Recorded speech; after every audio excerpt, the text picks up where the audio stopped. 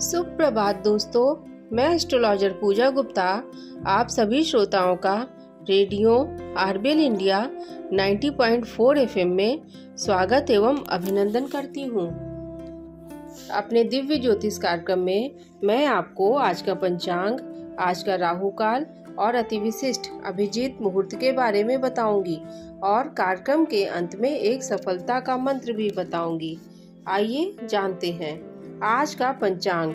आज 27 अक्टूबर 2025 दिन सोमवार है। श्री विक्रम संवत 2082, श्री शक संवत 1947, सूर्य याम्यायन, सौम्य गोल, शरद ऋतु, कार्तिक मास, शुक्ल पक्ष की आज षष्ठी तिथि है। मूल नक्षत्र प्रातःकाल 10:05 तक रहेगा। तत्पश्चात पूर्वाषाढ़ा नक्षत्र का प्रवेश हो जाएगा। आज सुकर्म योग है और आज का करण है कौलवकरण। चंद्रमा आज धनु राशि में गोचर कर रहे हैं, जो पहले 10:05 प्रातः काल तक केतु के नक्षत्र में होंगे और उसके पश्चात शुक्र के नक्षत्र में प्रवेश कर जाएंगे। आज का अभिजीत मुहूर्त 11:30 से दोपहर 12:04 तक है। अभिजीत मुहूर्त में कोई भी कार्य करें जिस कार्य से आपको लंबे समय तक प्रॉफिट लेना है, ऐसे शुभ कार्य की शुरुआत आप अभिजीत मुहूर्त में कर सकते हैं। आज का राहु काल है प्रातःकाल 7:30 बजे से लेकर 9 बजे तक। राहु काल में कोई नया कार्य प्रारंभ ना करें। ब्रह्म वैवर्त पुराण के अनुसार षष्ठी तिथि को नीम की पत्ती अथवा दातून और नीम के तेल का प्रयोग नहीं करना चाहिए। अब आइए जान लेते हैं प्रातःकालीन ग्रहों की क्या स्थिति है।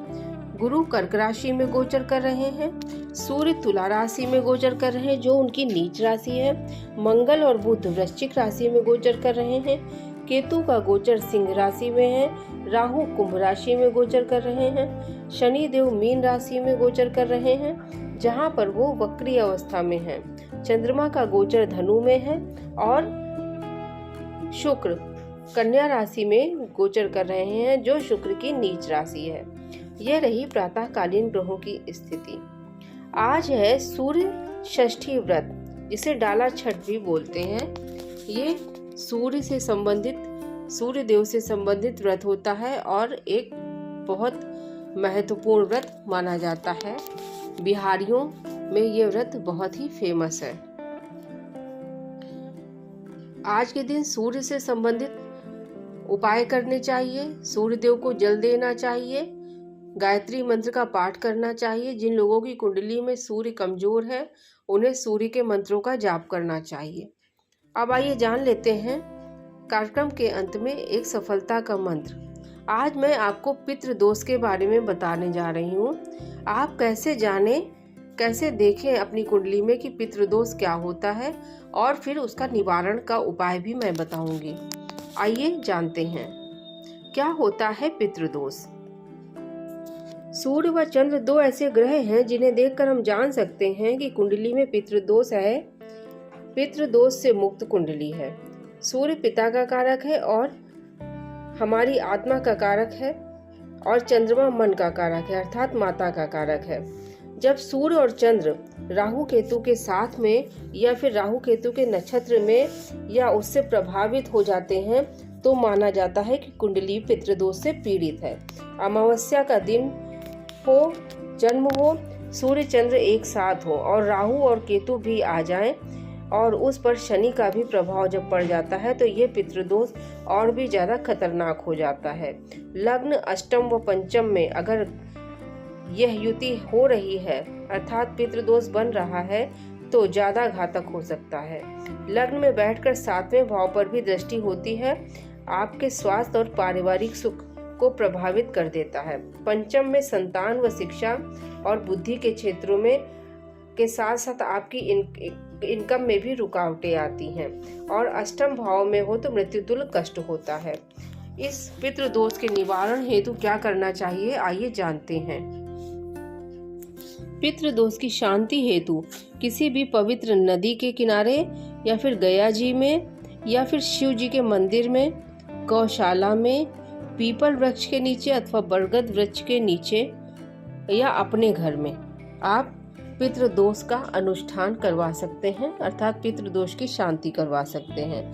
याद रखें, ये पितृदोष की शांति आप किराए के मकान में अथवा किसी और के घर में नहीं करवा सकते। अगर आपका किराए का मकान है तो आप जो है गया जी में या फिर किसी नदी के किनारे शिव मंदिर में या फिर किसी गौशाला में और पीपल और बरगद वृक्ष के नीचे आप ये अनुष्ठान करवा सकते हैं।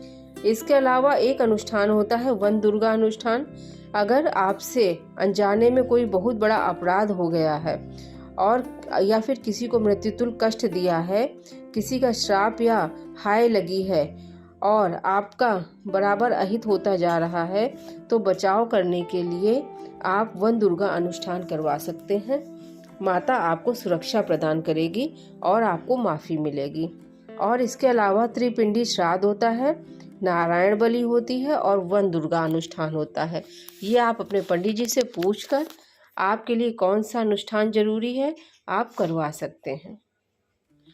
आप सुन रहे थे रेडियो आरबेल इंडिया 90.4 FM में दिव्य ज्योतिष कार्यक्रम। आज का कार्यक्रम यहीं तक। कल नए दिन के साथ, नए पंचांग के साथ मैं एस्ट्रोलॉजर पूजा गुप्ता पुनः आपसे मुलाकात करूंगी। तब तक के लिए मुझे आज्ञा दीजिए। नमस्कार।